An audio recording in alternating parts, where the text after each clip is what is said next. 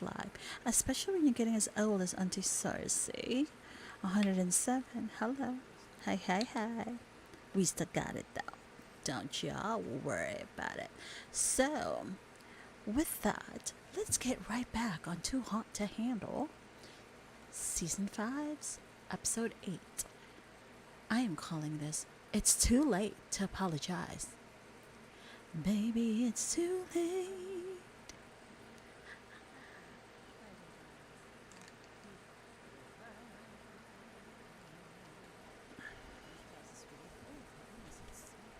Okay, to get that fan on, because honestly, there's all kinds of hot around here. Mm-mm-mm.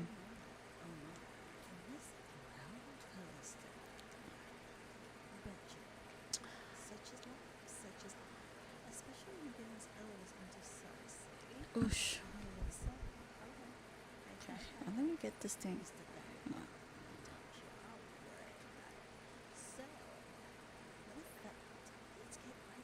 Okay, sorry. I am putting my. Totally forgot to.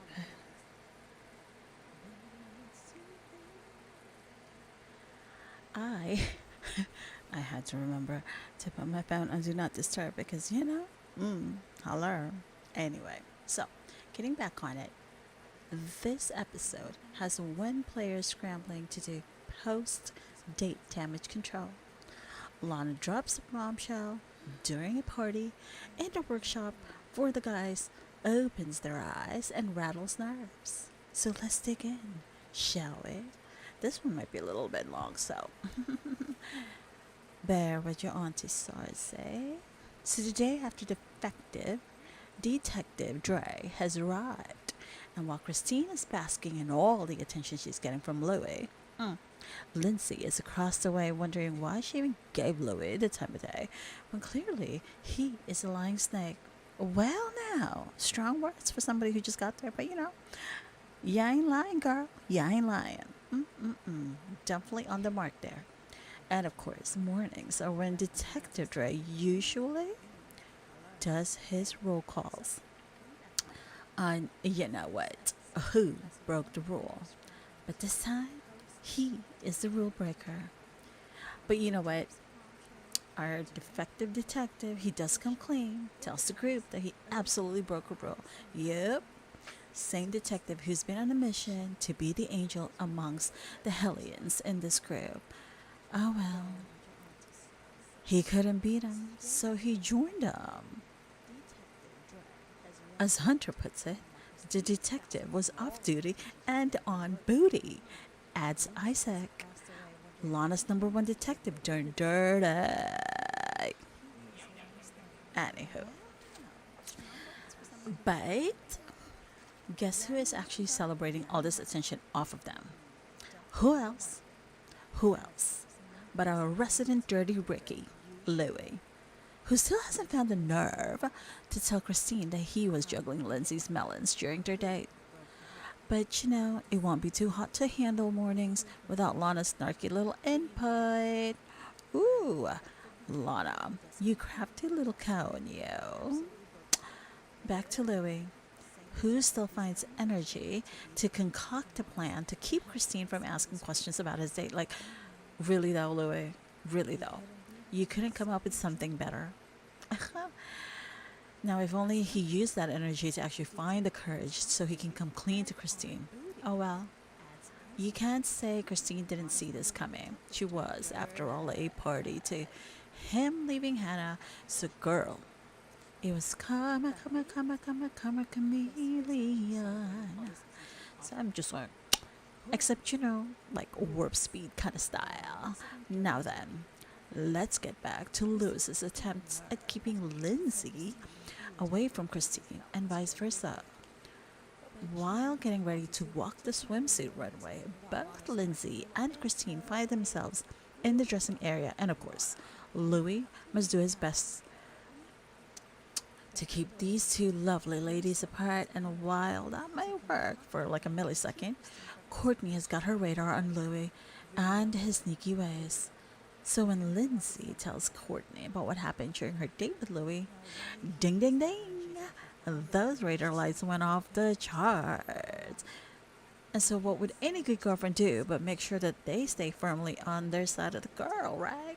Their girl. Courtney convinced Lindsay to come clean with Christine. And boy, is it going to be an eye opener for sure. Again, didn't I say? Don't say I didn't warn you. Remember our friend Karma? Ooh, that's a little Taylor Swift for you. Well, the look on Lewis's face when he realizes that Christine and Lindsay are actually having a conversation, hashtag priceless. And he's sharing this news with Trey, who asks Louis the obvious question like, did you already tell her? Christine, that is. And of course, we already knew the answer to be like, hail to the now. Hashtag sigh. If only Louis would have had the courage to tell Christine. But look, were we actually expecting lepers to change their spots? Nah, I didn't think so either. So obviously, Christine is disappointed to say the least, and she looks over to Louis and he exclaims, she knows. Like, a child? Hello? Like ROFL. And although I do feel bad for Christine, I still haven't forgotten what she did to snake Louis away from Hannah. And Dre apparently doesn't even like Lindsay. And he still hasn't told her. Like, bro, WTF. Honestly, these guys. Ooh. To break all these sad sack stories, Lana has decided to throw a party to welcome the new additions, Bryce and Lindsay. And side note, Megan is so cute, but the girl is dizzy as a hell. Why would she think her fake angel wings would actually help her fly off her seat to land safely? Yep. No. She tried it though, and it didn't work. Oy vey. I'm kind of wondering now why she doesn't have a boyfriend. Ooh, savage. Anywho, back to the party. Lindsay is holding out hope that Dre will finally make a beeline for her, but little does she know, girl. He's just not into you. OMG, Dre. And we thought you were better than this. We were all rooting for you. Obviously not.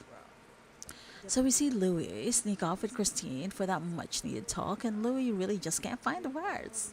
As the song goes, the words get in the way. You know, by, what is that? Band. Damn it.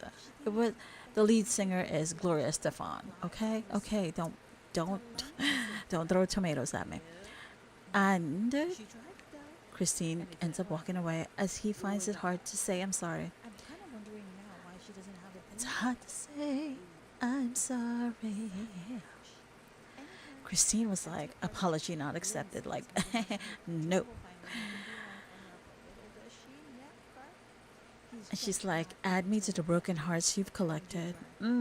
Yes, a little bit of a lure there. Hello, darlings. Now I know you can figure out which decades those were from. Okay. Hey now, you know, Auntie Sarsci likes her jams. And back to the recaps. Jeez, I got distracted. Back to the party, Isaac and Hannah are trying their horny energies from, they're trying to keep their horny energies from spilling over. But then again, are we really trying to even give them the benefit of the doubt? I mean, these two, hello.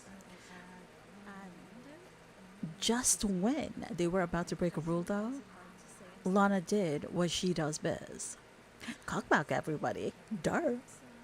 So Lana lets it out of the bag that the kiss between Lindsay and Dre cost the group $6,000. But why is Lindsay damn near in tears? Like, is she crying over spilled milk, aka Detective Dre? Or is it that, you know, she cost the group $6,000? I'm leaning more towards the whole Dr. Dre thing. Or rather, Detective Dre, sorry. But first, there's more. Christine is crying, and everyone is obviously confused because Lewis is not trying to comfort her. And Lindsay and Lewis's indiscretion has cost the group a further 4K, which means in total, the most recent rule breaks have cost the group 10K, bringing the prize money down to 100,000 even. Well, I'm surprised as you are that there's still money left in that price pot. But you know, hey, well,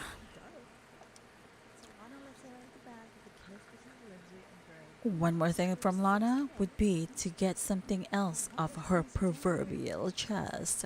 She is sending not one, but two people home tonight. Like, wow, wow, wow. And those two are, without further ado, Isaac and Hannah, are two horn dogs who just couldn't keep their hands off of each other and probably would have used up all the money in the prize pot anyway if they had stayed. So, honestly, let's be honest. Rule breaking, lessons dismissing, and the pursuit of their own desires definitely garnered them negative points with Lana, and you know she keeps tabs. That little count is sneaky and snarky. She has decided to cut those two loose. I mean, were they a loss though? Just saying. I'm just saying. Now they can at least break the rules all day long on their own without diminishing the price pot for the rest of the people. I know. And plus, isn't that better when you have two less people to share the price pot with? Okay, I know that's mean, but isn't that what y'all are thinking though? So the morning after brings a new workshop for the men from dear old Lana. It's about opening of emotions and vulnerability, and each one shared their hang-ups and Louis. Louis did share that his mother had cancer, and although she beat this insidious disease, the memory of this and the experience of molded him to grow into the person he is right now, and that is somebody who doesn't let anyone in, so they can't take anything from him. He's hoping to apologize to Christine, and hopefully she'll allow him time as well to do so. So, fingers crossed, and my toes too. Who knows? The next scene is the boys returning from the retreat, but Louis is met with some savage side-eye by Christine. And Dre, he's hoping to apologize to Lindsay for ghosting her and explains to her that it wasn't her fault at all. It was purely all him and his internal turmoil. And they agreed to stay friends. Oh, how cute. Next up, the apology train is Louis, who opens up to Christine about his mom, and while she does hear him out, she does tell him that he needs to earn her trust again if he wants to get back on her good graces. And damn the cliffhangers! The hell, Lana! Sure. Ooh. Anyway, so there's that for EP8, Episode 8. Okay, so you all know what to do. If you enjoyed listening to Auntie Sarsci, please press that thumbs up button. And if you haven't already, do please subscribe to my channel for more shenanigans by way of Auntie Sarsci Snark. And remember, darlings, leave grace for others.